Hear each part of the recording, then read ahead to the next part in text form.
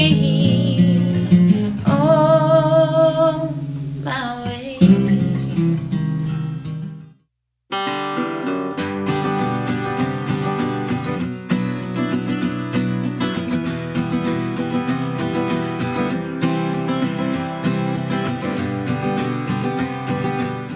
Hey, it's Camo. Welcome to Nashville Meets World. I think on behalf of my guest and I, we have to apologize up front. We both sound like we're really sick. Well, a little bit. But it's not. It's Nashville allergies. Nothing ever dies here. Welcome to the show today. My guest, Mike Scott. Cameron, good to see you, my Great man. to have you here. Yes, sir. We have to give a shout out to our friend Stephen Rosley in Ireland. Yes, we do. Because had it not been for him, you and I would have met. That's very true. And Stephen's recovering from heart surgery, so get well soon. I feel like I need to say that with an Irish accent. Oh, yeah, I can do it with my hat. Yeah, thumbs up. Here we go.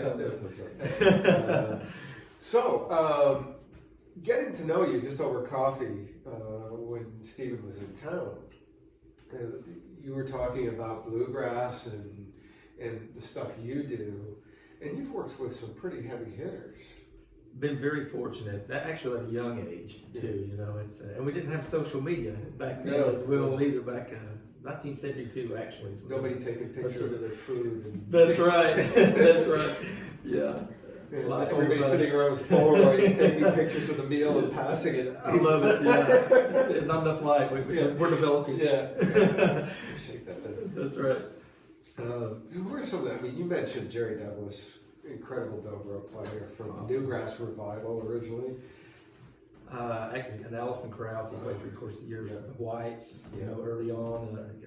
Ricky Skaggs, you know, he played with Boone Creek, I think. Yeah. You know, back in early on, but days, and of course, as a young kid, you know, from East Tennessee, you know, I was fortunate. A lot of the people out there, a lot of the players, regional players, you know, I stayed pretty busy, and so when those guys would come through, that's where I actually got to know them as a kid, you know, growing up. That's mountains. You know, people kind of forget when you say Tennessee, they tend to think of Nashville or Jackson or Memphis, but mountain music, that's East Tennessee. That's the Smokies. It is. It's Appalachian Mountains, and both of my grandfathers. A little history, I guess, we'll do it too. But both of my grandfathers played old time banjo, the old Frelling style. And of course, you know, I've got my picks on here, but the three finger style, and I kind of pattern more after Earl Scruggs, Alan Shelton. There are worse people to pattern after. Certainly, we all had our heroes, you know. And so, but yeah, the whole area up in East Tennessee, Virginia, North Carolina, that hub, Kentucky, all the Kentucky roots, and that it was, and you can always tell. And I think as I've gotten older, you can actually hear bands and kind of can tell if they're the West Coast sound, kind of the Florida, you know, everybody kind of has their own little feel with that here. Friend Jennifer McCarty, you would know from the McCarter system. Yes. She's always talking about, because she's East Tennessee as well, and she's always talking about East Tennessee sayings that you don't get anywhere else, and we have our own music, and clogging. I mean, that all came from the mountains too. That's very true. Very true. What led you to?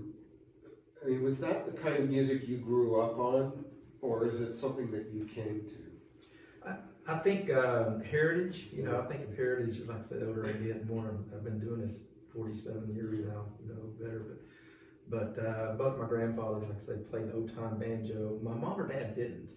My dad was an iron worker, mom's, you know, housewife, you know, raised the family, man, I had one sister, and so, but that, and my great-grandmother, my dad's grandmother actually played old time banjo. And I've always heard it always kind of skips, you know, every other generation.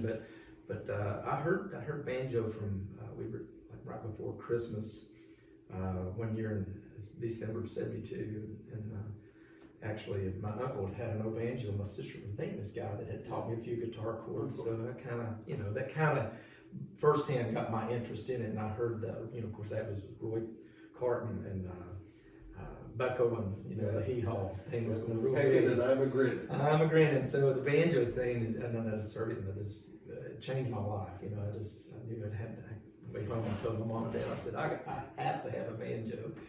And so anyway, I was very blessed to I got into it at an early age, you know, and kids. One of Steve Martin's famous lines when he was just in a comedy was, "You can never sing a sad song on a banjo. It's always a happy tune." And if Nixon had gone to China and had a banjo and stepped off the plane, everything would have been different. That's funny. That's funny. Banjo buddies. Oh, death, despair. It's just hard to do it. That's funny. I do some slow things, you know, some tunes on banjo that are more ballad. Even the Civil War, I did a Civil War project that had a Shokin Farewell, which is not a Civil War tune. No, it sounds very Civil War. But, it was from the series of Civil War. Correct. We and it just sounded so old. Jay Under. Jay Under, Yeah, it was, but it fit the project I did, but yeah, banjo is, it's happy music, you know, you play banjos, the babies start jumping up and down, so, you know. And now banjo players are the butt of jokes most of the time. I've been trying to work on that for years. I know. I've done the corn cob pop and sitting on a bale of hay, and you know, like. I had a banjo in the back seat of my car, and somebody broke in, and when I came back, there were 4 banjos. Oh no! I've heard them all. I've heard them. I love it. That's the accordion players. Yeah, the accordion players. They get pretty big rap on that. When I grew up, I played pedal steel, and my brother played accordion. And to me, accordion, it's a joke, so I apologize to accordion players. But to me, an accordion is a party favor. It's not a Oh, fun. We're making fun of every player today. Boy, you got it. Yeah. You know, it's interesting. Is the banjo a complicated instrument to learn? You know, there's degrees of it. I mean, you see, okay, we'll take, for instance, now the Keith Urban and Taylor Swift. And they're doing the banjo. It's a guitar, and a lot of times you'll see even their players, Jason Aldean, I think, or some of those guys that they'll have a 6-string. It's played like electric, but they got the effects and sounds. Of course, it sounds like a banjo, but and it's tuned like a guitar. It is. Yeah. But they're and for that style of music, I mean, you know, it's good. It's great. But That's okay. Let's make it a country song. Throw in a banjo. Going to banjo, or they'll do a process something on a keyboard. Yeah. It sounds like banjo tracks, you know. But I've always liked talking about venturing. I've always liked going into different avenues with banjo. Like I say, trying to not necessarily class it up. It's not really the word I want to use, but more. Even like Danny Davis and Boots Randolph, you know, I took banjo into, carried that on from a little bit different venue, even than just the hardcore bluegrass and traditional player that I've done for years, you know. Yeah, it's neat because I didn't really get into bluegrass when I was younger. It was more of an older thing because bluegrass, the way I see it, bluegrass is to country like jazz is to rock and roll. Mm-hmm. So I think you have to, unless you're brought up with it, I think you have to kind of acquire the taste for it to understand it. That's the way I came at it anyway. Yeah, it's banjo's. It has its followings. I mean, even from a kid. I mean, you take the different countries. I've been so blessed to been able to do a lot of international travels and tours as well, and even Japan recently. 4 years or so, I was back in Japan, or over in Japan. Never had been there, but had following. Yeah. And there's just such a once you get connected and you hear banjo, it's somebody can relate to it. Yeah. It's like you might not specifically yourself be a banjo player or immediately have a connect to it, but maybe your uncle did or your grandfather, so you can relate to it. So if you're doing tour and stuff, and something comes up and you're in the banjo world, it kind of gives you a little nudge to say, hey, we ought to go check this out. Yeah. So I get a lot of new fans like that, a lot of young students and kids, and even a thing on my webpage I've been doing for over 30 years, or even back. I was doing it before I had a webpage called Banjo Buddies. Oh, cool. So I've kind of networked that into helping not just banjo players. I've got young singers. I've got little violinist. I've got a granny that didn't want to stay home and knit, but she wanted to play the banjo. She's been playing for 5 months, and She needs a corncob pipe. well, there you go. Yeah, but you know, it's dedicated once you get it, and you're. I think the drive and the their focus is something. A lot of times I've always wanted to do it, and now's my time. Yeah. And especially kids, and introduce them. I've done schools. I went to schools. And I teach. I do some colleges and teach advanced banjo, some area colleges, and even out of state stuff that I do. But yeah, I try to plug in banjo and make it awareness. Do you find banjo crossing over into other genres? I mean, one that sticks out for me is Megadeth. Dave Mustaine had banjo on a song called "The Blackest Crow," Oh wow! and you know they're pretty heavy, and then to hear a banjo in the song, I said, "Wow, that's cool. It really works for the context of the song." Right. What we were saying, even with the country, using the banjo guitar instrument on it. I mean, you've got, and you spoke of jazz. We can't leave out Bela Fleck. You know, and Allison Brown. Actually, this last week, Allison and I got to pick at this banjo thing we went to. It's called the Banjo-thon in Knoxville, Tennessee. We sit there and play for an hour and a half. Wow. Just to kind of, we don't get to do that much when we're traveling, but even like herself is such an advanced, and they venture left of center of the Earl Scruggs and Sonny Osborne and Alan Shelton and some of the more traditional. But what's always interesting about it, even Bela and I've done workshops with Bela. We did one time up in Pennsylvania. We were out there, just he and I, and I'm like, Bela, you got the jazz, because I'm not a jazz player. You know your audience. Yeah. So that's kind of interesting to see how those guys, Alice and all those guys, have brought the banjo into another realm and opened up a whole other genre of music. So you want to pick some? I'd love to. You want a banjo too? Yeah, we're talking banjo. Let me get you talking banjo. You betcha. Yeah. And those picks are familiar to me from steel. There we go. That's right. We have a thumb pick and 2 index.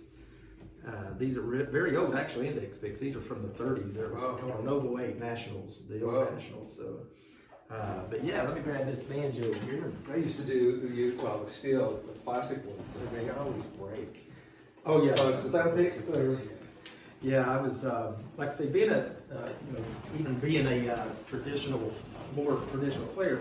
It's not necessarily you might want to call it traditional. I can venture out just like the Danny Davis and Boots Randolph. I was with those guys, Danny, for 6 years, and bringing banjo into the big band. The tuxedo. It was a show. It was an hour and 15-minute show. But you end up. I'm instantly happy just hearing. Banjo is fun. It's you get these fingers going this morning.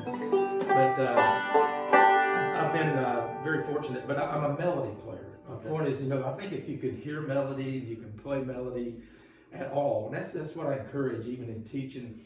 Learn the melody first, then you can venture out and do the jazz, or you might want to learn to go do. Don't try to start out with Bela Fleck. Don't try to. And I love Bela, but it's a harder, more advanced style of what he's doing. I mean, it's really.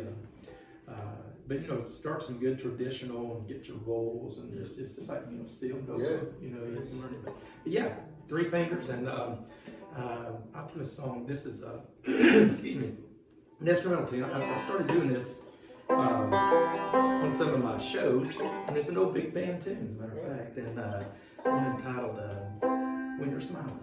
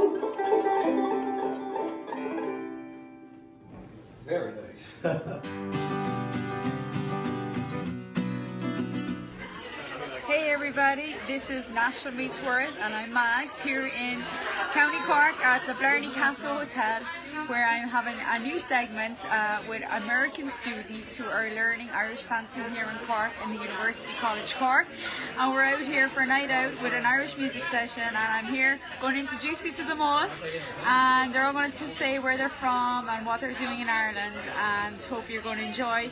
And then they're going to dance later on. They learn 1 hour a week, and they've learned maybe 11 weeks so far, so they're doing pretty good. So here we go. I want to introduce you to them all. Say hello.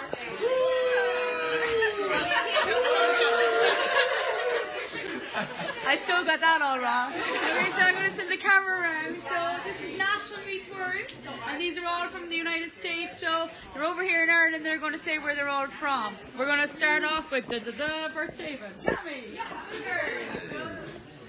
Hi, I'm Cami and I'm from Pennsylvania. Hi, I'm Thomas and I'm from the great state of Indiana. Aww. How's it? I'm Caitlin, I'm from Hawaii. Hi, I'm Kelly and I'm from New York. New Yorker. Woo!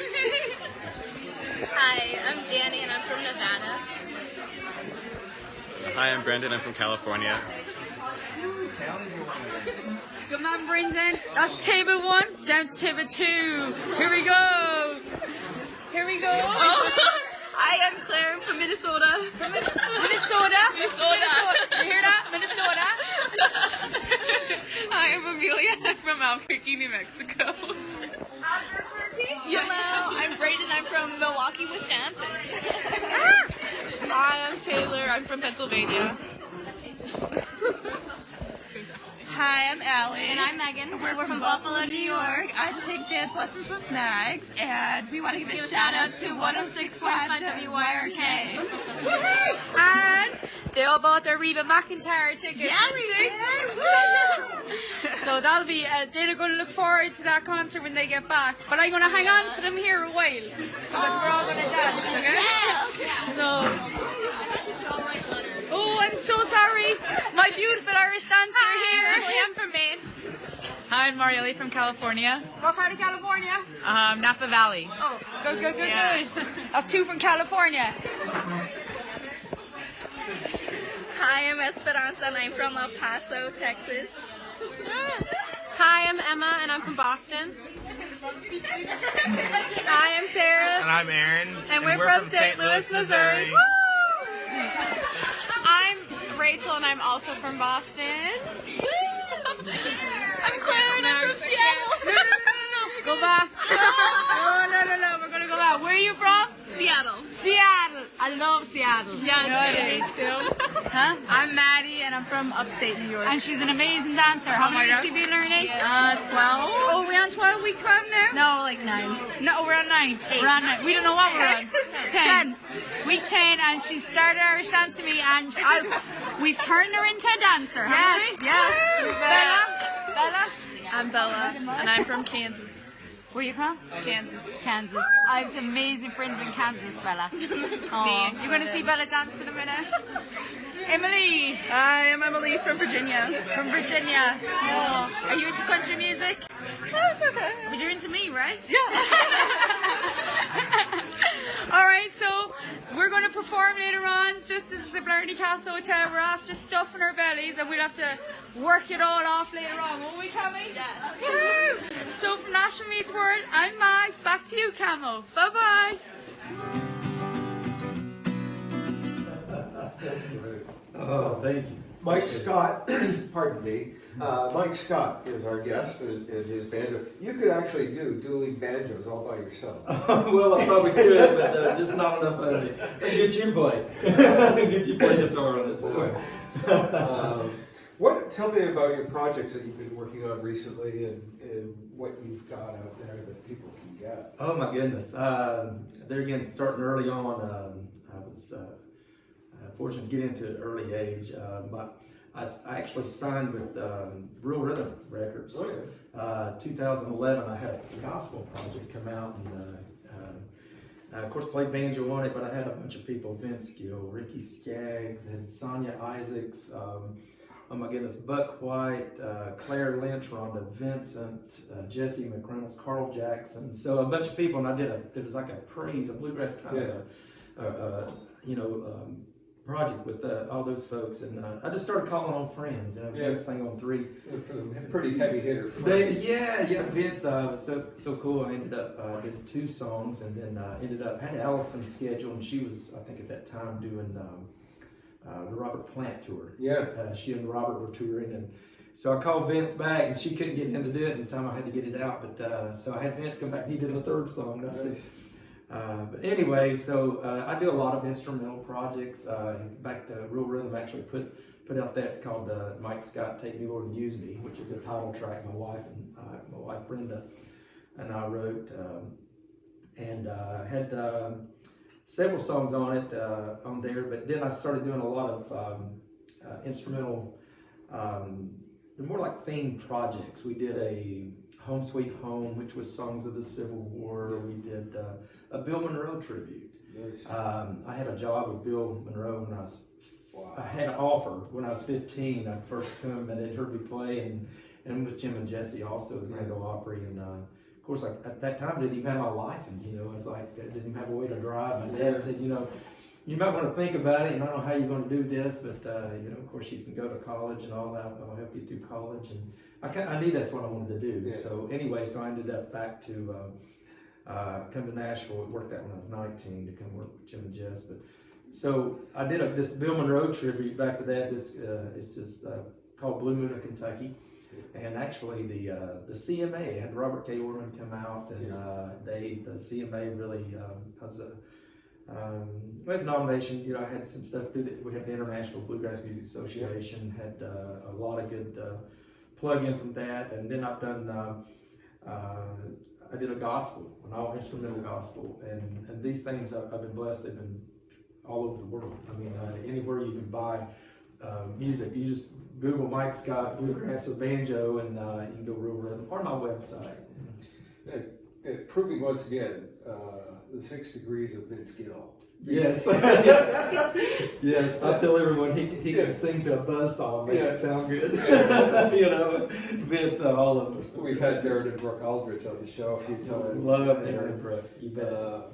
Man, talk about players there. Darren is just an incredible picker. He is, yeah. I've known Darren. We don't get to see each other that often, but you know, that's one thing about music. You know, the people, you have friends and buddies, and usually when you're at the show, even the festivals or concerts and stuff out there, they, you know, you can say hi to him, got 2 or 3 minutes if you're lucky, and then back to your record table, you're back on stage, you're packed, you're gone, and you know, but yeah, good folks too. They are just really proud of what they're doing. Yeah, they're something. I love how we're getting some more of the bluegrass into the show, because there's so many talented bluegrass artists that are only known to bluegrass fans.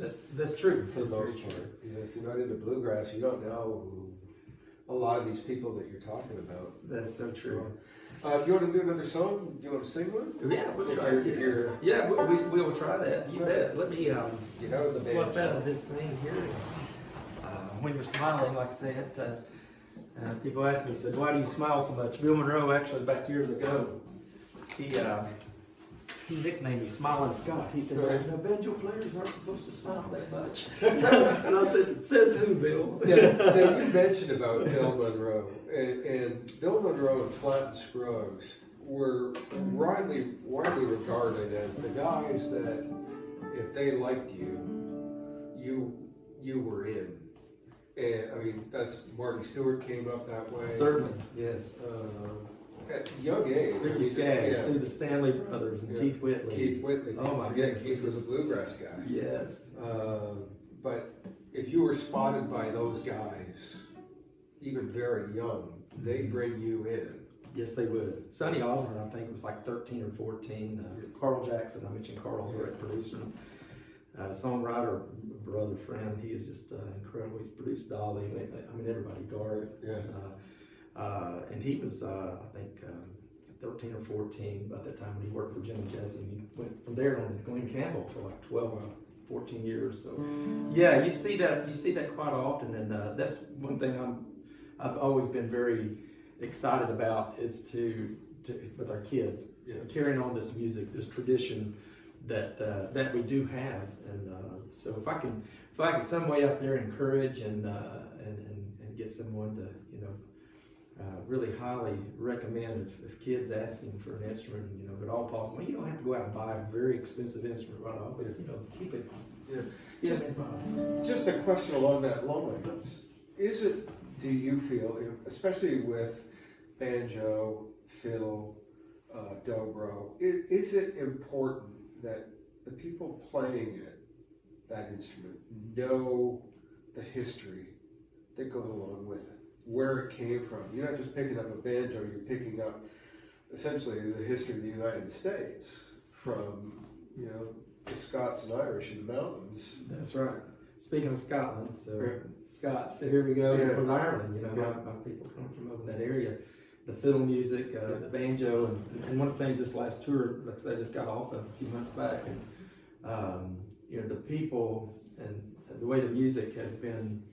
I think the way the music has transferred, the way it came over, and talking banjo specifically. Actually, the banjo comes from Africa. Yeah.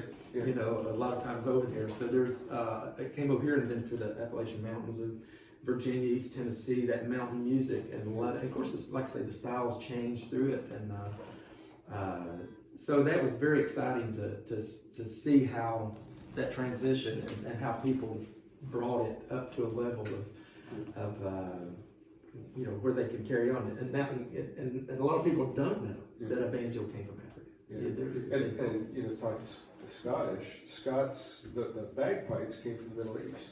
Yeah, that's I wasn't exactly sure where in the Middle East, but I knew it when there's it's amazing to see though the kids and how you said that you light up. Banjo makes you happier, and just any instrument, because we all have talents. It might not be music. It might be something on the production side. It might be. I learned at a very early age, singing is not a talent for me. It's a punishment. Well, I punish other people if I want to sing.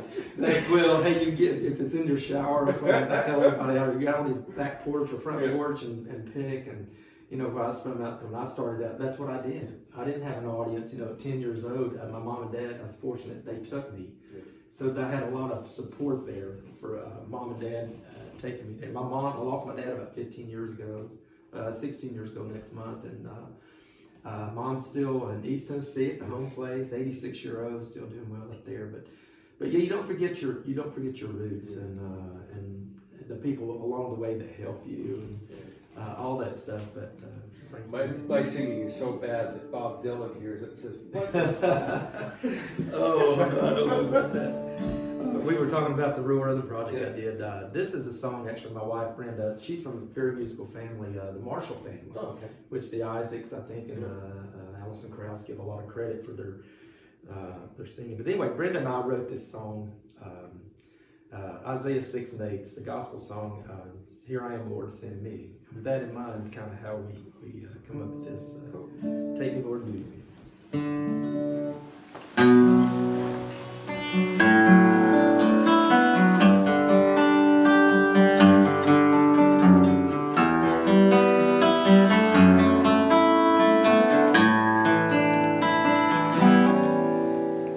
Take me, Lord, and use me. Guide me by your hand. Teach me how to share your love throughout this troubled land. Show me how to overcome the things that drag me down. Lord, you set me free from sin.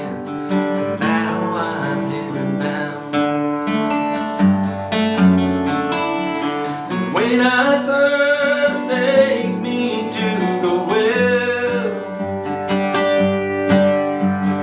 Fill me with your spirit, may your glory prevail. A living sacrifice of praise is what I long to be.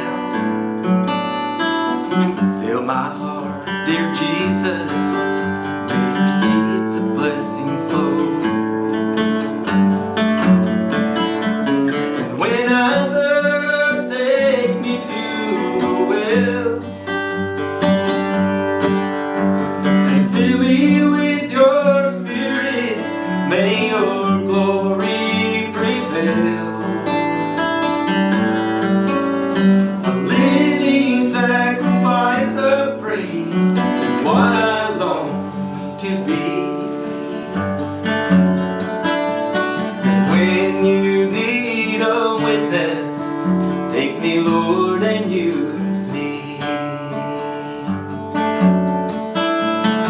When you need a witness, take me, Lord, and use me.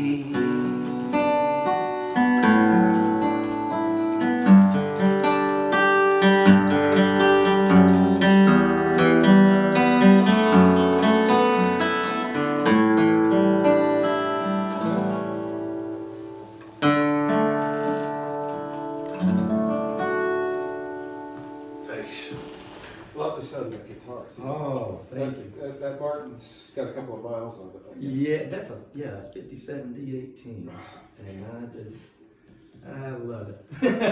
Such a nice Yeah, tone. it's a great old guitar. Let's just give a plug to your other thing. You've got a wedding venue. We do. My wife and I, Brenda and I, we own a place in Gallatin, Tennessee. That's it's called the Grand Inheritance, and it's one of the oldest homes in Tennessee, built in 1790. George Washington, just a little history on it.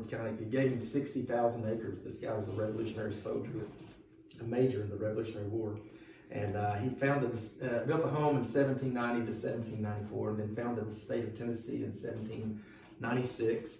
The city of Gallatin and Sumner County, and also they had given him another 40,000 acres over in Lebanon, Wilson County, and that's named after him, Major David Wilson. First road on record started. Yeah, first road on record started at our home. Wow. And so a lot of history there. A lot more than likely, all the presidents would stay there when they come through. In 1796, first Pony Express, like I say, first road on record. Hicks. It's actually Hicks Lane, but it's Wilson Road, and it was changed in the 40s. But it was Revolutionary War, the War of 1812. It was used 70 years later in the Civil War. World War I and II, so it's always been a kind of a military. And we built a ballroom, a little over 8,000 square foot house, more house than I'd ever dream of owning. But we use it for our venues, a lot of church events. We cater food. We do a lot of stuff for the city chamber. So we're Gallatin. We're busy between travel and playing music, buddy. I'm telling you, it keeps us hopping up. You mentioned new music. What have you got coming up that people need to know about? I have I just completed, matter of fact, Stephen Rosny came over back in end of November there, and we shot a video on an instrumental song that I wrote, and it's called Watauga Minor.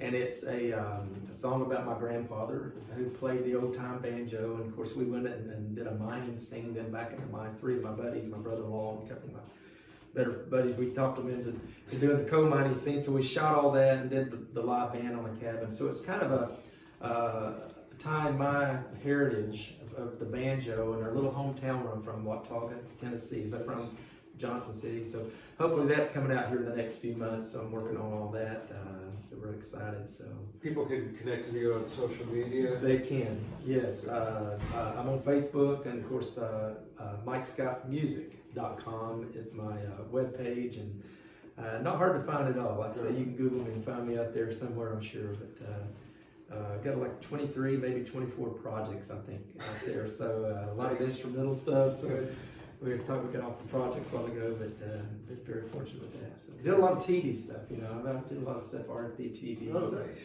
Yeah. So I actually have been pretty fortunate with Europe and traveling. Love London. Just got back from London, by the way. So it's there's some great venues there.